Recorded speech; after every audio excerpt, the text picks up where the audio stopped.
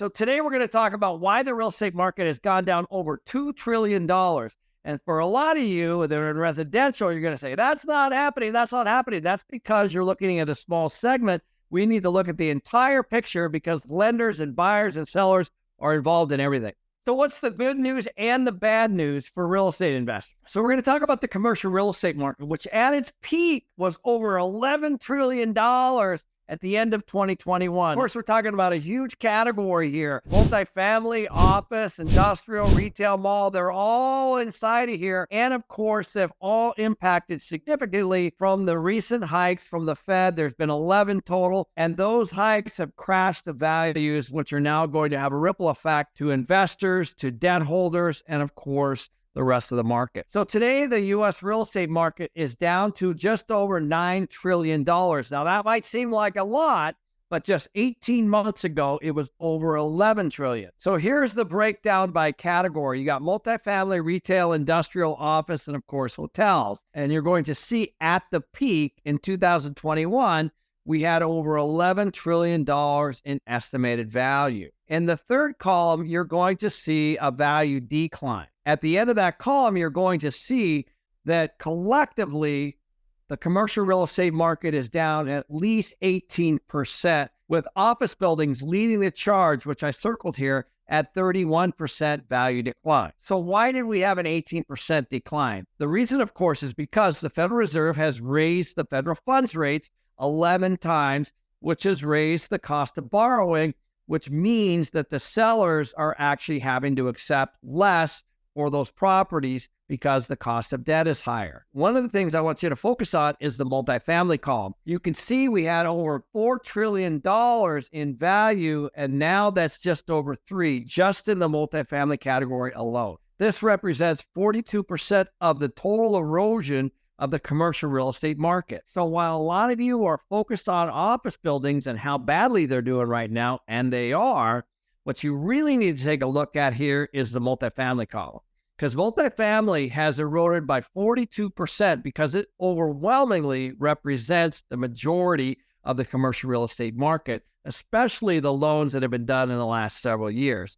As you can see in this chart, we've got an $846 billion erosion in value. Now let's talk about the good news and the bad news. So the bad news, of course, is that commercial real estate has had a $2 trillion loss, and it has an 18% loss of value. This represents almost 50% loss in equity. So how do I come up with that number?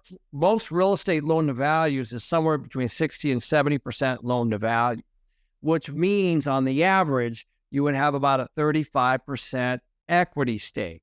If there's an 18% loss in value, that means that the equity is down about 50%. The good news is that lenders are way ahead of this, and loan to values right now are somewhere between 50 and 65%, which means that if you're going to do a real estate deal today, you have to have 35 to 50% down. Another piece of good news is that inflation is down. Core inflation is still up, but inflation is down, and the Fed's been working very hard on it. The third thing is that many people believe that these aggressive hikes by the Fed are now over. Hopefully they are over and we're on pause, but I don't believe we're going to see any rate cuts anytime soon. So whatever the rates are today, you need to expect for the next 18 months that they're going to be about the same. As I said before, stay alive to 2025.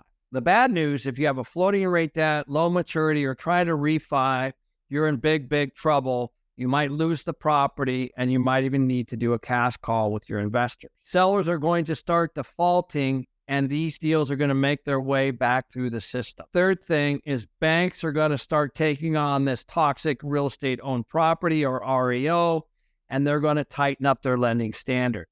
The good news is if you do not have a loan maturing in the next few years, you're actually in a very good position, and your loss of value is just paper loss at the moment. You just need to wait this out. Opportunities will start to come.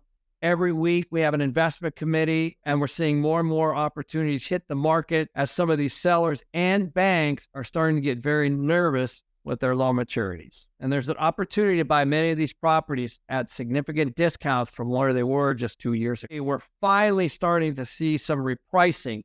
which means that now we can raise money again and buy properties that cash flow. And new investors, of course, are just going to clean up the mess of many of the syndicators that made a lot of mistakes in the last few years. One wild card that we all need to be watching for is, of course, the unemployment rate is very low, which is inflationary, which could continue to make the Fed increase rates. And of course, core inflation is something they're looking at, with shelter being the biggest issue, which of course is the price of a single-family home and a single-family mortgage and rent. So those are two things to continue to watch as we move forward into this next period.